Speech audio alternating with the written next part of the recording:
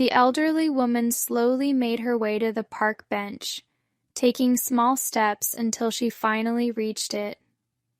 She sat down, relieved to take a break and catch her breath. The autumn sun felt warm on her face, but the chilly air made her glad she'd worn her cozy coat. She carefully placed her handbag on her lap. "Good morning," said a man with silver hair sitting at the other end of the bench. "Nice day, isn't it?" Elsie smiled warmly. "Yes, it is, a bit cold, but still lovely." The man folded his newspaper and smiled back. "I'm George." "Hi, George, I'm Elsie," she replied, adjusting her scarf with hands that were stiff from the cold. For a while they both sat quietly, looking out over the city. "I've always loved this view," George said. "Sorry, what was that?" Elsie asked. "The view," he repeated, gesturing down the hill toward the city. "I've been coming here since I was a kid. I used to watch the trains from here." Elsie followed his gaze to where he was pointing. "I liked the steam trains," George added. "Do you see where the tracks used to be?" "Yes, I see," Elsie said, nodding. "But no more steam trains now, sadly. Times have changed." George nodded in agreement. "They sure have. Back then, I'd travel all over the place. My parents never really knew where I was most of the time. Things weren't as strict as they are now." He paused, then asked, "Do you have kids?" "Yes, 2," Elsie answered with a smile. "And now I have grandchildren, too." "You're lucky," George said kindly. "What are their names?" He turned to face her, noticing her weathered face and the long white braid that rested over her shoulder. "Timothy is my eldest," Elsie said proudly. "He has 2 kids of his own now, though they're not so little anymore. They've grown up and moved on. I don't get to see them as often as I'd like." "Timothy's a lovely name," George said. Elsie smiled warmly. "And then there's Ellen, my youngest. She finally got married last year. Can you believe it? She's almost 60. Took her long enough to take the plunge." George chuckled. "Well, that's wonderful news." "It really is," Elsie agreed. "She looked absolutely stunning on her wedding day." George leaned back on the bench. "You know, I always wanted kids." They sat quietly for a while, letting the moment settle. Elsie glanced over at him. "You don't have to stop reading your newspaper, George. I don't mind." No, it's fine," George said quickly. "I don't get much of a chance to chat with people these days, especially not with a lovely lady like you." He winked playfully. Elsie laughed. "Oh, you're a smooth talker, aren't you? I bet you were a real heartbreaker back in the day." George grinned. "I wouldn't go that far." "Did you grow up around here?" Elsie asked. "Yeah, not too far from here," George replied. "I even went to school nearby, Calder something or other." He frowned, trying to remember. "Can't recall the full name anymore." Elsie smiled knowingly. "Getting older does that, doesn't it?" George shrugged. "It sure does." Elsie sighed softly. "It takes so much from us, doesn't it? Our strength, our minds, even our memories." They sat in silence again, both gazing out over the city, lost in thought. After a moment, Elsie spoke up. "George, can I ask you something?" George turned to her, curious. "Of course, ask away." "Have you ever been married?" George shook his head. "No, I never did. There was a girl once, but I can't even remember her name now." He gave a wistful smile. "How about you? Yes, Elsie said softly. I married my best friend. He was the love of my life. That's amazing, George said, smiling. It was, Elsie said, her voice quieter now. But I lost him, and it's lonely now. So terribly, terribly lonely.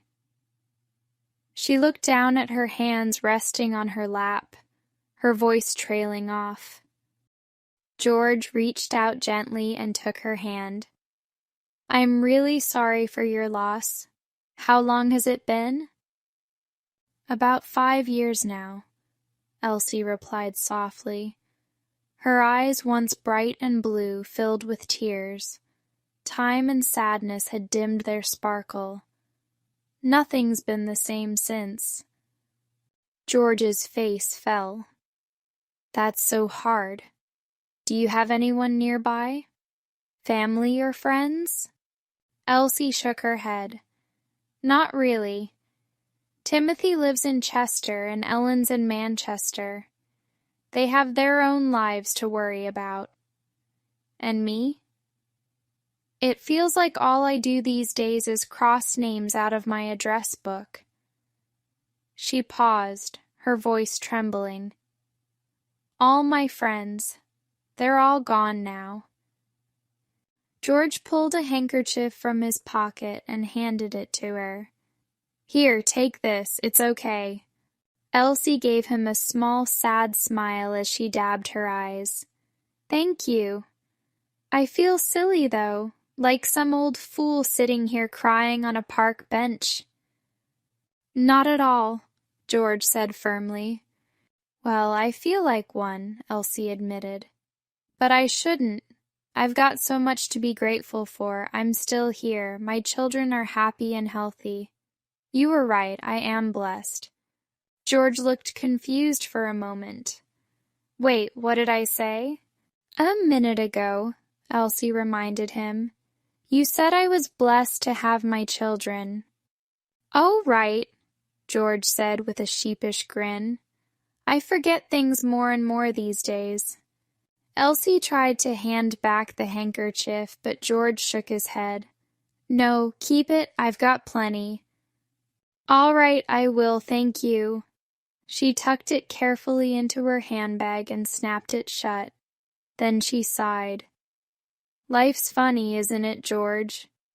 He tilted his head, unsure what she meant. Funny how? I mean, it's strange to think I'm here now at the end of my life, and what do I really have to show for it? George didn't say anything, just watched her thoughtfully.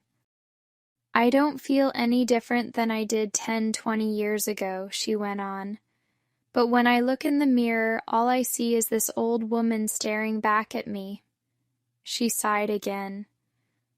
Sometimes it all just feels so pointless. George cleared his throat awkwardly. I don't really know what to say to that, Elsie, he admitted. I wish I did. I know, George, I don't expect you to have all the answers. I just needed to get it off my chest, Elsie said softly. Silence settled between them again for a moment. You know, I used to take the trains all over the country, George said, breaking the quiet. Yes, you've mentioned that, Elsie replied with a small smile. George chuckled. Have I? My memory isn't what it used to be. Elsie smiled patiently. Yes, you did, and you told me your parents never had a clue where you were. Not a single clue, George said with a laugh. Things were so different back then, not like today. No, George, Elsie agreed. It's nothing like today.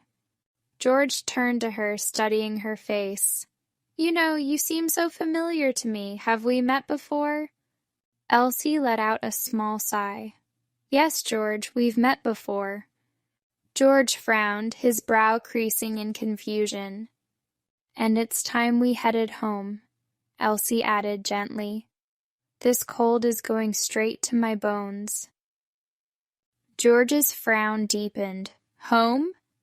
Yes, love, Elsie said, standing slowly. Home. I've got a casserole in the oven, and the horse racing will be on soon. You always enjoy watching that. She held out her hand, smiling warmly. Come on, George, let's go. George hesitated for a moment, then stood, still looking unsure. Home, he repeated softly. Yes, sweetheart, home, Elsie said, squeezing his hand. And later we can call Tim, remember? We can see him on the video call. George nodded slightly, his expression softening. Oh, and don't forget your newspaper, Elsie reminded him. The elderly couple walked away from the bench, hand in hand, just as they had every Sunday morning for the past 50 years. They made their way back to the house where they had raised their children. Now it was quiet, empty, except for the memories. Elsie glanced at George as they walked through the park. Entirely empty, she thought to herself.